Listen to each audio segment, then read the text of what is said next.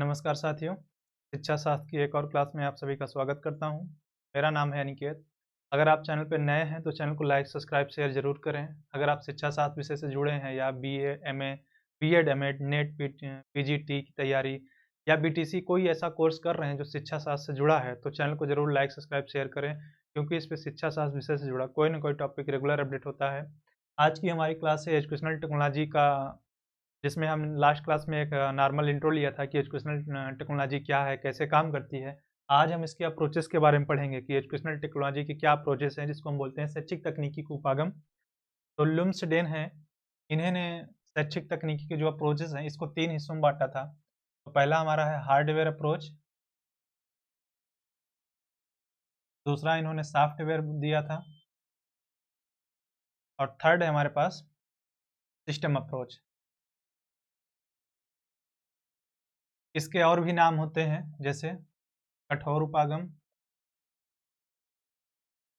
इसको हम बोलते हैं कोमल या मृदु, कोमल या मृदुल, और इसको बोलते हैं प्रणाली उपागम। इसके अलावा कुछ किताबों में इनके एक नाम और दिए होते हैं, इसको बोलते हैं प्रथम उपागम या शैक्षिक तकनीकी के प्रथम प्रकार। ठीक है, इसको बोलते हैं सेम चीज द्वितीय उपागम या द्वितीय प्रकार, और इसको बोलते हैं तृतीय प्रकार। तो शैक्षिक तकनीकी के 3 अप्रोचेस होते हैं जो कि हैं हार्डवेयर, सॉफ्टवेयर और सिस्टम। इंग्लिश में इनको यही नाम दिया जाता है, आप चाहे हार्डवेयर अप्रोच बोलिए, चाहे सॉफ्टवेयर अप्रोच बोलिए, चाहे सिस्टम अप्रोच बोलिए। तो इनका जो विभाजन किया था ये ध्यान दीजिएगा, ये लुम्सडेन ने किया था, और अलग-अलग किताबों में आप तुम्हें इनका अलग-अलग नाम मिलेगा, लेकिन इंग्लिश में इनका नाम सेम होता है, तो कंफ्यूज मत होना। चाहे कठोर उपागम लिख दे, चाहे कोमल या मृदुल उपागम लिख दे, या प्रणाली कह दे, तो या तृतीय प्रकार, द्वितीय प्रकार या प्रथम प्रकार का उपागम कौन सा है। तो ये तीनों जो इनके नाम हैं सबके 3-3 नाम पड़ते हैं, तो वो एक ही है, चाहे हार्डवेयर पूछ रहा हो, चाहे सॉफ्टवेयर, और चाहे आपका सिस्टम अप्रोच। तो हम इसमें एक-एक का पढ़ेंगे। तो सबसे पहले हम हार्डवेयर की बात करते हैं, जो हमारा हार्डवेयर अप्रोच है।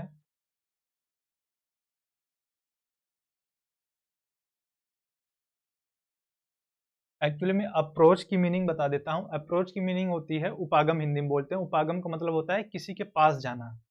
जैसे हम गुरुकुल प्रणाली मैंने पढ़ाया था, मैं बताया था कि विद्या अध्ययन के लिए उपनयन संस्कार हुआ करता था।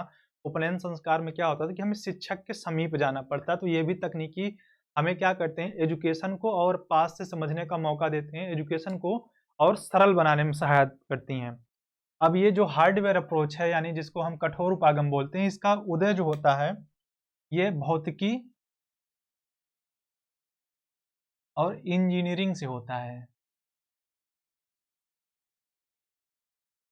और साधारण भाषा में अगर इस उपागम के बारे में बताया जाए कि हार्डवेयर और हार्डवेयर अप्रोच होता क्या है, तो एक लाइन में अगर कहा जाए तो हार्डवेयर वह अप्रोच है जिसको आप आंखों से देख सकते हैं, छू सकते हैं, स्पर्श कर सकते हैं, महसूस कर सकते हैं। मतलब एक लाइन में बोला जाए तो ऐसा उपागम जिसको आप स्पर्श कर सकते हैं, देख सकते हैं या महसूस कर सकते हैं। नॉर्मल भाषा में यही होता है कि एक ऐसा उपागम है जिसको आप स्पर्श कर सकते हैं, देख सकते हैं या महसूस कर सकते हैं, यानी इसमें तीनों क्वालिटी पाई जाती हैं। अब इस उपागम का जब हम डेवलप करते हैं, तो इसमें हम ध्यान देते हैं कि ये जो भौतिक और इंजीनियरिंग के सिद्धांतों पे ये काम करता है। इसका एग्जांपल हम देते हैं, जैसे रेडियो। रेडियो ऐसे तो बन नहीं गया था, उसको बनाने के लिए कौन-सा उसका यंत्र कहाँ पे सेट होना चाहिए, ये बाकायदे एक थ्योरी के अकॉर्डिंग होगा ना कि कहाँ पे किस चीज़ को सेट करना है। अगर एक भी चीज़ बिगड़ी, तो रेडियो काम नहीं करेगा। तो इसी प्रकार हार्डवेयर जो अप्रोच होता है, इसके जो हमें यूज़ करते हैं, तो उसमें भी सेम चीज़ होता है कि वो थ्योरीज़ पे काम करता है, भले हार्डवेयर है उससे कोई फ़र्क नहीं पड़ेगा। अब इसके बारे में एक डेविड साहब हैं, इन्होंने एक स्टेटमेंट दिया कि यह शिक्षा का मशीनीकरण करता है। मशीनीकरण कैसे करता है अभी हम बताते हैं। बोलते हैं कि ये क्या करता है, शिक्षा का मशीनीकरण कर देता है। अब मशीनीकरण करने का इसका अर्थ ये है कि जैसे मैं अभी ये जो पढ़ा रहा हूँ, ये भी मशीनीकरण के ही कारण हो पा रहा है, क्योंकि मेरे पास एक कैमरा है, एक लैपटॉप है, जिसके थ्रू क्या हो रहा है कि मैं कहीं भी बैठ के वाईफाई के जरिए एक डाटा रिकॉर्ड करके आपके पास क्या कर देता हूँ, संप्रेषित कर देता हूँ और एक ही वीडियो को हज़ारों लोग अगर चाहेंगे तो एक ही समय पे देख सकते हैं। लेकिन अगर एक क्लास हो और बड़ा-सा हॉल हो, तो क्या बताइए एक शिक्षक की आवाज़ कितनी दूर तक जाएगी? अगर उसकी बहुत तेज़ भी आवाज़ होगी तो हमें नहीं लगता कि 50 मीटर से ज़्यादा उसकी फ्रीक्वेंसी होगी, यानी वो 50 मीटर से ज़्यादा के जो पीछे बच्चे होंगे, वो नहीं सुन पाएँगे। तो यही होता है हार्डवेयर अप्रोच क्या करता है कि इन चीज़ों को सरल बना देता है। अब जैसे देखो कि आजकल की जो आधुनिक कक्षाएँ होती हैं, शिक्षक जैसे जो वृद्ध हो जाते हैं, मतलब रिटायर होने वाले होते हैं, इनकी 1-2 साल उनकी आवाज़ काफ़ी स्लो हो जाती है। तो क्या होता है कि माइक की व्यवस्था कर दी जाती है, स्पीकर्स लगा दिए जाते हैं। तो ये क्या है? ये सारे एग्ज़ाम्पल हार्डवेयर के ही तो हैं। तो उसकी सहायता से क्या होता है कि एक वो शिक्षक धीमा भी बोलेगा, फिर भी हमें क्या होता है कि वो आवाज़ काफ़ी स्पष्ट सुनाई देती है। तो डेविड यही कहते हैं कि यह मशीनीकरण करके क्या करता है?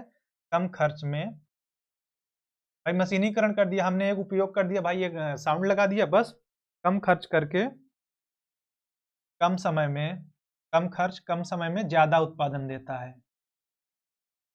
अब जैसे ये मैंने वीडियो रिकॉर्ड करके डाल दिया, तो मैंने क्या किया, एक बार रिकॉर्ड किया और बना के डाल दिया। अब अगर यही मुझे लाइव क्लास लेना पड़ जाए तो मुझे बार-बार, अगर मेरे पास अपना सेटअप ना हो, तो मुझे बार-बार लोगों से लेना पड़ेगा, तो क्या होगा, मेरा खर्च बढ़ेगा। लेकिन अगर मैंने एक बार रख लिया, तो ये मशीनीकरण तो कर ही रहा है, लेकिन क्या होगा कि खर्च कम लग रहा है, समय कम लग रहा है और जो रिज़ल्ट मिल रहा है वो काफ़ी अच्छा मिल रहा है। तो इसके द्वारा क्या होता है कि मशीनीकरण के द्वारा यह कम खर्च, कम समय में ज़्यादा उत्पादन कर रहा है। उत्पादन का मतलब यहाँ पे होता है कि छात्रों को वो शिक्षित करने में है, ठीक है? उत्पादन का मतलब छात्रों को शिक्षित कर पा रहा है, ये डेविस कहते हैं। एक और है सिल्वरमैन। सिल्वरमैन सिल्वरमैन ने 1968 में कहा था, यह एक सापेक्षिक तकनीकी है।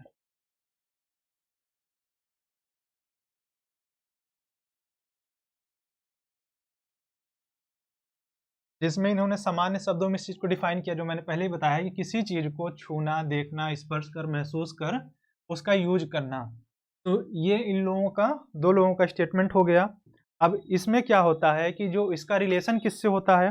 तो इसका रिलेशन होता है अनुदेशन के ज्ञानात्मक पक्षों से। ज्ञानात्मक पक्षों से। किसके? अनुदेशन के। अनुदेशन क्या होता है कि जो हम इंस्ट्रक्शन देते हैं किसी काम को करने के लिए, तो उसमें क्या होता है कि मशीन में भी हम डाटा फीड करते हैं। मशीन ऐसे काम तो करेगी नहीं ना, उसमें कुछ न कुछ तो उसके फंक्शंस होंगे। तो क्या करता है कि ये ज्ञानात्मक पक्षों से होता है और ये 3 चीज़ों पे ध्यान देता है। ये जो ज्ञानात्मक पक्ष है, ये 3 बातों पे फोकस करेगा। पहला पक्ष होता है ज्ञान का संचय करना, यानी संचय करेगा किसका?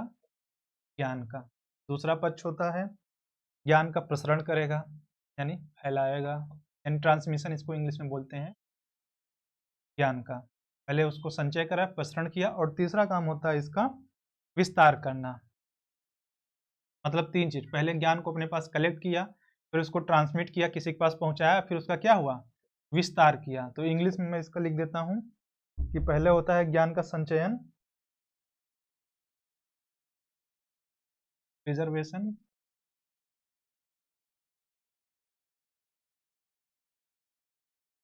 दूसरा होता है ट्रांसमिशन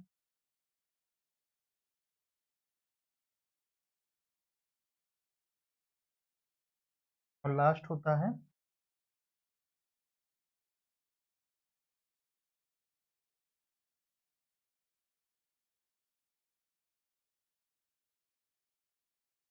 एडवांसमेंट। तो ये हार्डवेयर जो अप्रोच होता है, ये 3 चीज़ों पे लास्टली काम करता है कि हम ज्ञान का संचय करेंगे, ज्ञान का हम प्रसरण करेंगे, ज्ञान का विस्तार करेंगे। अगर हम इसके एग्ज़ाम्पल की बात कर लें तो वो सारी चीज़ें, जैसे मैं कुछ नाम लिख देता हूँ, लैपटॉप, माइक, साउंड, ये सारी चीज़ें जिनको हम देख सकते हैं, स्पर्श कर सकते हैं, छू सकते हैं, वो सब आ जाती हैं हार्डवेयर अप्रोच में। और इसके जैसे और एग्जांपल हो जाता है, जैसे चाक हो गया, बोर्ड हो गया। जैसे ये बोर्ड है, ये बोर्ड हार्डवेयर है कि उसको हम देख भी सकते हैं, स्पर्श भी कर सकते हैं। अब अगर हम बात करते हैं अगले अप्रोच जिसको हम सॉफ्टवेयर बोलते हैं,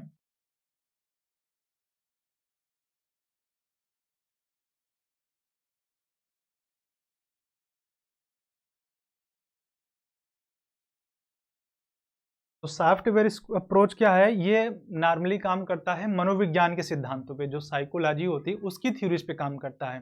ध्यान देना, जो पहला था हमारा हार्डवेयर, वो भौतिक विज्ञान या इंजीनियरिंग के सिद्धांतों पे काम करता था, और ये काम करता है हमारे मनोविज्ञान के सिद्धांतों का।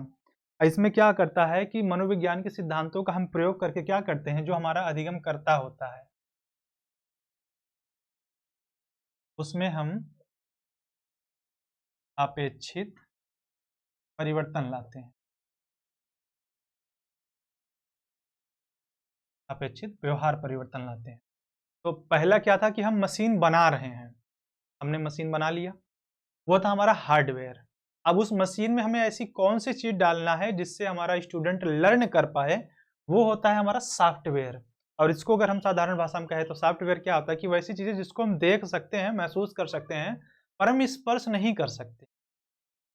ठीक है, जैसे किताब में जो पन्ने लिखे होते हैं, जैसे चाक पे जो लिखा, चाक के द्वारा जब बोर्ड पे कुछ लिखा जाता है, या जो हमें स्लाइड दिखाई जाती है वीडियो में, तो उन चीजों क्या है, हम देख सकते हैं, उनकी साउंड भी हम सुन सकते हैं, लेकिन क्या आप उन चीजों को स्पर्श कर सकते हैं? नहीं कर सकते हैं। तो ये ऐसा अप्रोच, पहला अप्रोच जिसको हम इस साधारण भाषा में हार्डवेयर स्पर्श कर सकते हैं, सॉफ्टवेयर जिसको हम स्पर्श नहीं कर सकते हैं।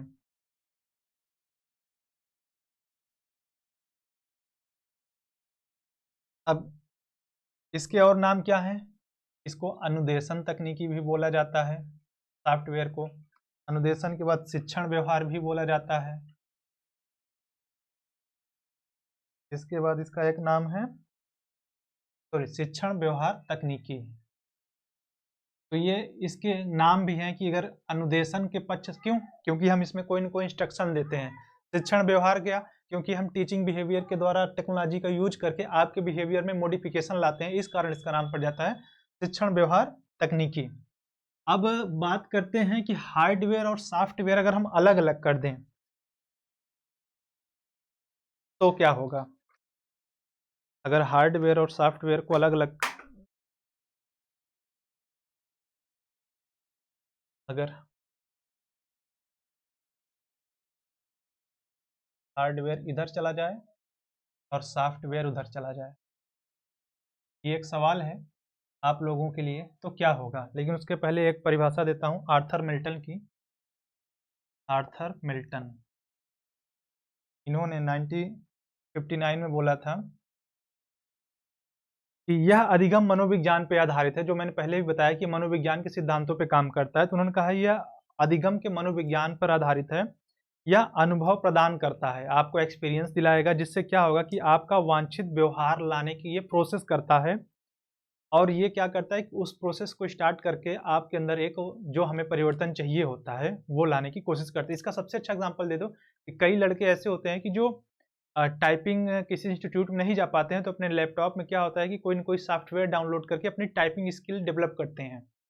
तो क्या होता है कि वो एक सॉफ्टवेयर ही तो है, सॉफ्टवेयर के थ्रू क्या कर रहे हैं आप अपनी टाइपिंग स्किल, उसमें वर्ड्स होते हैं, आपको जल्दी जल्दी टाइप करने होते हैं। और यही चीज़ अगर आप जाते हैं, जब आप किसी इंस्ट्रक्शन के पास जाते हैं, किसी कोचिंग में जाते हैं, तो वो आपको सिखाता है, और यहाँ पे आप खुद कर पाते हैं। अब हार्डवेयर सॉफ्टवेयर तो ये हो गया। अब सॉफ्टवेयर के एग्जांपल क्या होंगे? तो जैसे ये बोर्ड है, मेरे पास मार्कर है, तो मार्कर का कार्य ये क्या है? ये सॉफ्टवेयर है। स्लाइड में जो हम दिखाते हैं, स्लाइड में जो दिखाया जाएगा, दिखाते हैं, वो आ जाता है सॉफ्टवेयर में। मेरी आवाज, वो भी सॉफ्टवेयर का हिस्सा है।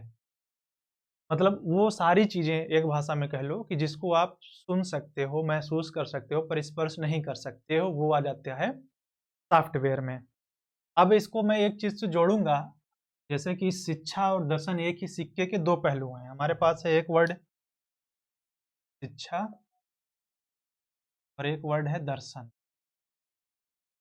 तो यहाँ पे दो वर्ड ऐसे ही हमारे पास है, एक हार्डवेयर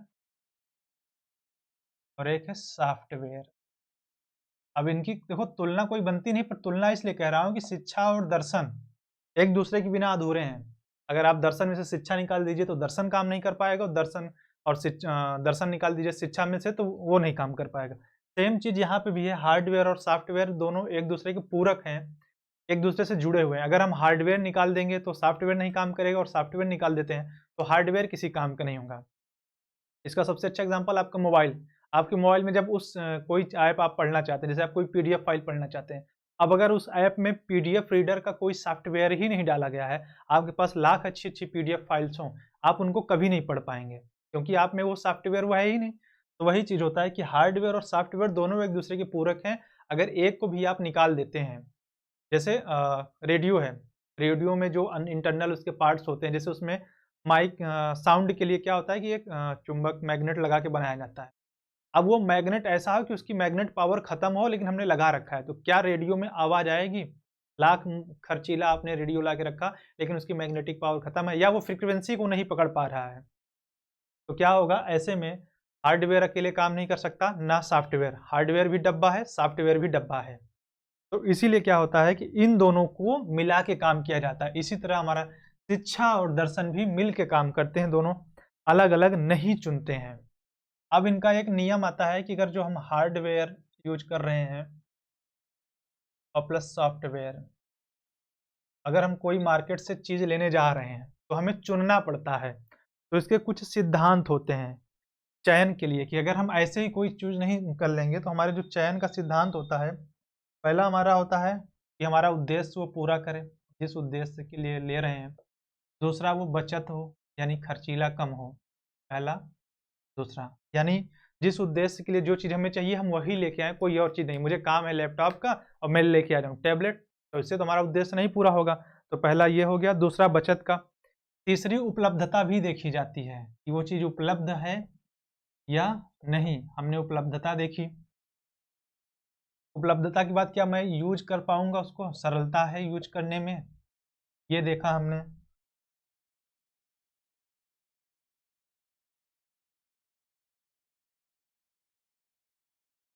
और फिर एक स्व तैयारी का सिद्धांत, क्या मैं इसको मतलब अपने से तैयार कर पाऊँगा, इसमें डाटा फीड कर पाऊँगा या नहीं?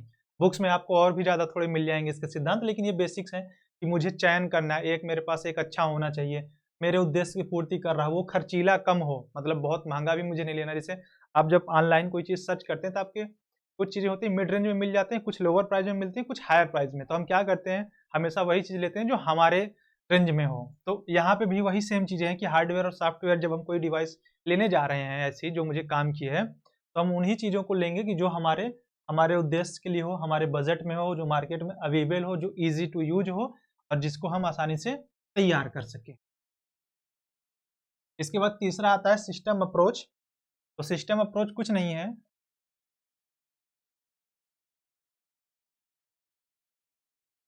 सिस्टम अप्रोच है हार्डवेयर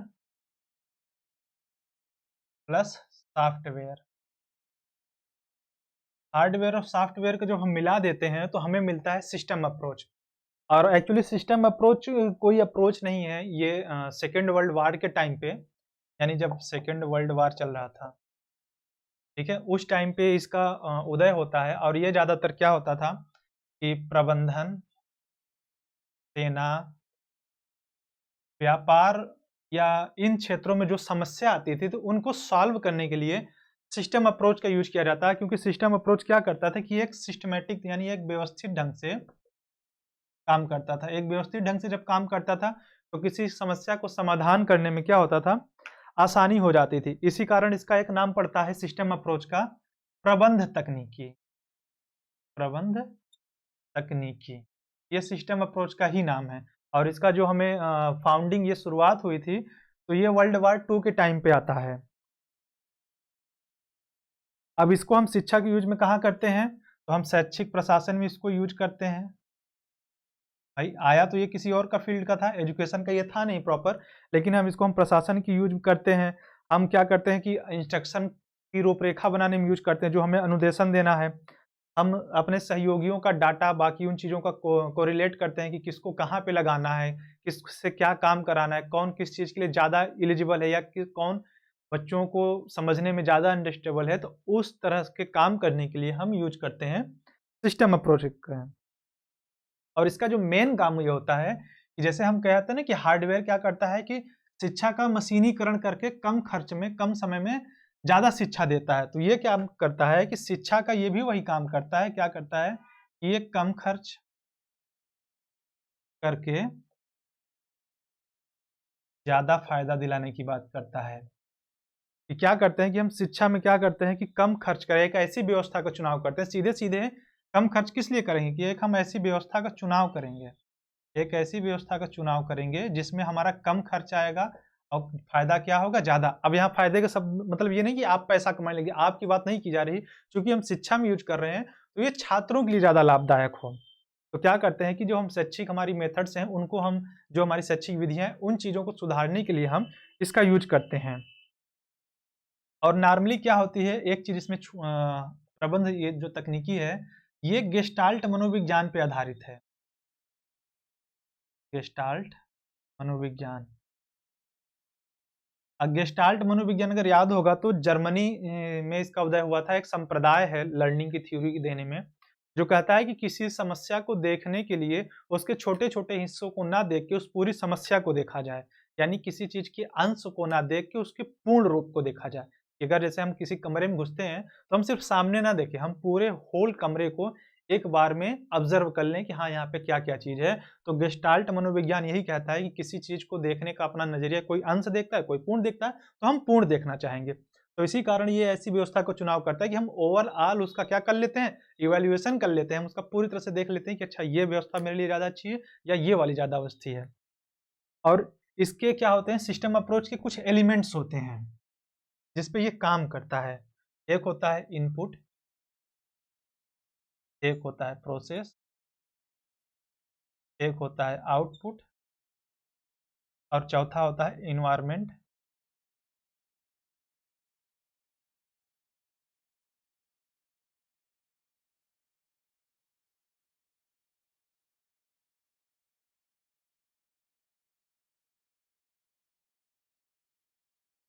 इसको बोलते हैं अदा, साधारण भाषा में कह दें इसको निवेश करना, कि हमने निवेश किया।